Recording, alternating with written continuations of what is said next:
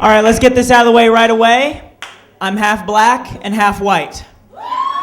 But I'm nowhere near as charismatic as Barack Obama. So if you're expecting it, don't. The one thing is, I keep getting asked a question that I'll bet Barack Obama never gets asked. I keep getting asked to pick a side. Like, people are like, okay, so you're half and half. Do you consider yourself black or do you consider yourself white? I don't know what to tell these people.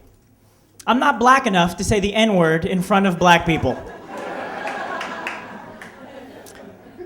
I am black enough that white people don't say it in front of me. So you tell me.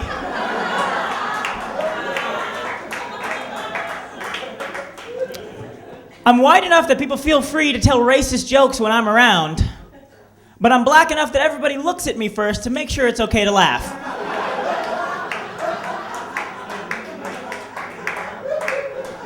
It's hard to tell. I'm black enough that I married a white woman. That's what we do. But I'm white enough that she's attractive. So again, it's not clear what side of the fence I should be on. I'm black enough that I don't trust white people, but white enough I don't feel comfortable around black people. So I don't fit in anywhere is my problem.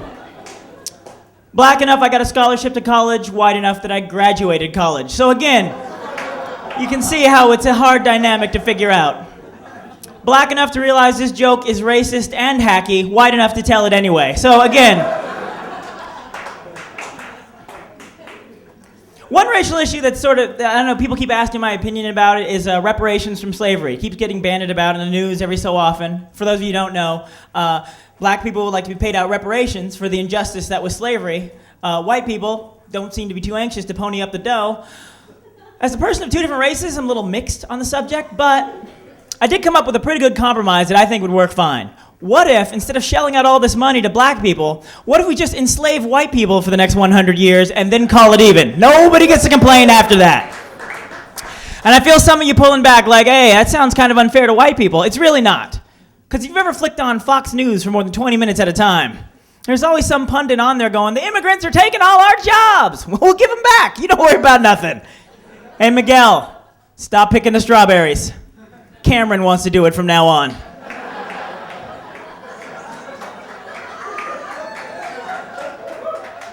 Well, what am I supposed to do? You get to whip him. See! I just think slavery would be a lot funner in our more commercialized society, because you flip on The Price is Right one day, what's the next item up for bid? A new cracker! That's right, this cracker comes equipped with broad shoulders for lifting heavy crap that us minorities ain't lifting anymore. And you can use them to breathe little cracklets that are helpful around the house. New from Mighty Whitey. Whenever your involuntary labor plans call for the finest in Caucasians, dial up mightywhitey.com. I love doing that joke in front of predominantly white audiences because there's two kinds of white people when I finish that joke. The first kind, stop laughing. I don't see why that's funny. I mean, it was all fun and games when black people were in graduating college, but I don't see why. Honey, get your coat. Let's get in the Volvo. Let's get the hell out of here. This mulatto's going to start a riot. This is worse than the time you took me to a Raider game. What are you thinking? But then there's the other kind of white person, the hip white person. The white person who gets the joke, who's like, white slavery. That'll happen. Woo! Go ahead, mixed breed. Tell me some more of your crazy comedy jokes. And I know this racial stuff is kind of hard to laugh at, but that's why I talk about it. Because I find the biggest laughs you get in life are the laughs you get when you're not supposed to be laughing. Like you're in church and someone cuts one. You want to laugh, but it's not appropriate to just be like, so you got to hold it in. That just makes it 10 times funnier because you're like, the lady in the hat, I had one of those happen to me the other day. Started out tragic, ended hilarious. I noticed someone had run over my neighbor's cat. I know, like I said, it started out tragic, and it was especially tragic because this lady loved this cat. I mean, she loved this cat. Like, she was going to be one of those crazy cat ladies in a couple years with 10,000 cats running all over the house. This was like the crazy cat lady starter kit, this first hat. But no one else was around, so I had to go up, knock on the door. I'm like, hey, really sorry to have to tell you this, but someone ran over your cat. And she's like, well, how do you know it was mine? And I described what the cat looked like, because I'd seen her playing with it a million times. I knew it was her cat, and all of a sudden her eyes started to well with tears, but then her lip did this weird quiver thing. She's like,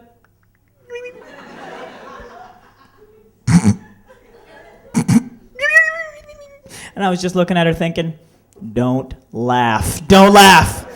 Keep it together, Babb. Keep it together. And I was doing fine until she's like, what am I going to do without my princess fluffy pants?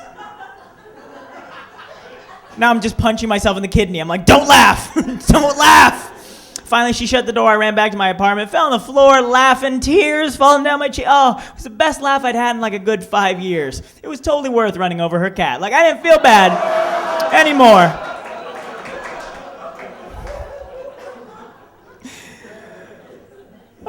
So, I'm not a big sports guy. A lot of guys, people following baseball, football, whatever. I like to read comic books. My rationale is, no matter how good your sports team is, they'll eventually lose. Justice League of America always wins. You know what I mean? They get it done. Superman flies in, Wonder Woman's got her lasso, Aquaman splashes. I'm not sure what he's there for, but point is they get it done. But what I don't understand, sports fans look down on nerds, and I don't really understand why.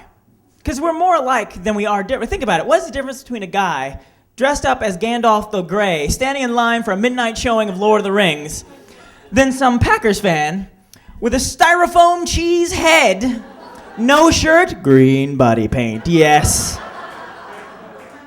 32-degree weather, he don't pay no mind. He's there to support the team. Which one's the nerd, you tell me? How you give me crap about my Han Solo is my homeboy t-shirt when you show up to game day at Dodger Stadium wearing the hat, the jersey, a glove, the cleats? What do you think, you're the team's secret weapon? You're gonna call your tubby butt down to the field at some point? Hey, coach, the third baseman broke his ankle. Not a problem. There's a sperm whale dressed in his uniform sitting in section 29. No, you're wearing a Halloween costume in the middle of summer. You're a dork. Might as well just show up to a Raider Nation tailgate party dressed as a Klingon. Kapla, Raiders, kapla!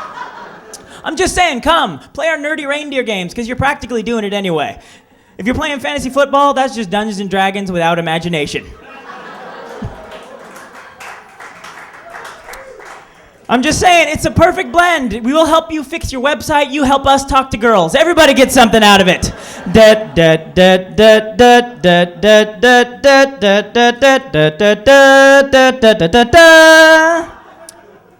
It's always good to end on an obscure Star Trek reference. Good night, everybody!